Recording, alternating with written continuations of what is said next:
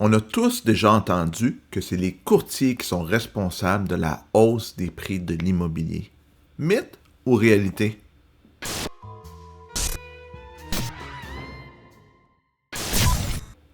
Pourquoi les gens pensent ça, qu'on est responsable de la hausse des prix? Mais on voit les offres multiples, on a vu les cas en discipline où des courtiers ont fait monter des prix à des gens quand il y avait déjà la meilleure offre, qui ne respectaient pas la déontologie, que c'était facile, puis là, il y a quand même eu des hausses de prix soutenues. Donc, c'est normal que les gens se disent, coudonc, c'est-tu de la faute des courtiers que le prix des maisons, des condos, des propriétés monte? Ben moi, je vous dis non, mais oui, puis on commence à regarder ça dans le prochain segment. Pourquoi je dis non? Ben c'est simple, le marché immobilier est dicté par l'offre et la demande. Donc, c'est pas le courtier qui décide, ben, il va y avoir 5 maisons à vendre, 500 maisons à vendre, 5000 maisons à vendre, puis il va y avoir 100 acheteurs ou 1000 acheteurs. On n'a aucun contrôle là-dessus. J'aimerais ça vous dire que je suis capable de contrôler, puis d'inventer des propriétés, puis d'inventer des clients. C'est pas le cas. On ne contrôle pas non plus les taux d'intérêt, l'économie, tous les facteurs qui influencent le désir des gens d'acheter. C'est pas nous non plus qui contrôle la construction. S'il y a besoin de plus d'offres, j'aimerais ça, moi, qu'il y ait plus d'offres, ça pourrait aider tout le monde. Malheureusement, c'est pas moi qui contrôle ça non plus, c'est pas moi qui décide de construire, c'est pas moi qui ai l'argent pour le faire. Donc, penser que je contrôle, moi, comme courtier, ou que les courtiers contrôlent cet aspect-là, c'est difficile. Puis en plus, il y a, j'ai pas le chiffre, là, mais entre 15 et 17 000 courtiers au Québec, à peu près, bon an, mal an, là, dans ces eaux-là. Il faudrait être concerté en motadine pour contrôler le marché immobilier. Déjà qu'on a de la misère à s'entendre à 10 personnes autour d'une table, imaginez 15 000 courtiers. Fait que ça serait faux de prétendre qu'on contrôle tous ces facteurs-là qui influencent le prix de l'immobilier.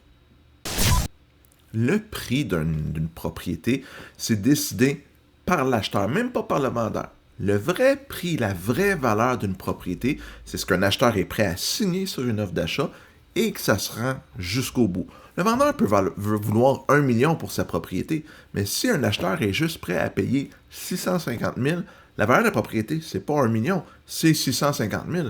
C'est pour ça aussi quand les gens me disent « Ah, le voisin est affiché à 800 000, là, je vaux la même chose. » Il est affiché à 800 000. Est-ce qu'il s'est vendu? Non. C'est de la compétition dans nos analyses, on en prend bonne note. Mais si toutes les autres maisons dans la rue se sont vendues 700 000, la valeur, c'est probablement plus près de 700 000. Vous pouvez vouloir le prix que vous voulez, mais la vraie valeur d'une propriété, en bout de ligne, c'est ce qu'un acheteur est prêt à signer et à conclure chez le notaire pour. La raison pour laquelle je dis qu'on a un certain contrôle sur le marché immobilier aux yeux des gens, c'est que nous, on accompagne le marché, on fait partie du marché, on l'analyse, on fait des suggestions, c'est vrai. Mais si les suggestions disent que la propriété vaut 500 000 puis que l'acheteur veut la payer 500 000, c'est-tu de ma faute à moi? Non, je pourrais bien dire, ben offre 450 000, mais si le vendeur veut pas, il n'y en aura pas d'entente.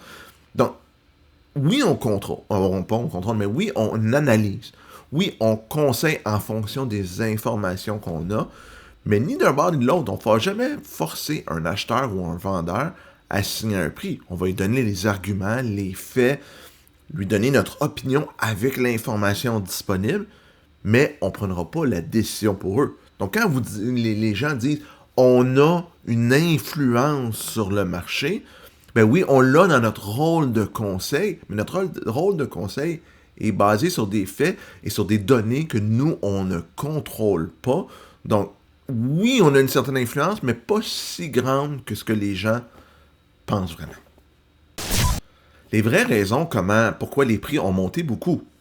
Rareté d'offres, pas assez de construction, hausse des coûts de construction, baisse des taux d'intérêt, augmentation de l'immigration. C'est ça les causes de la hausse du marché immobilier.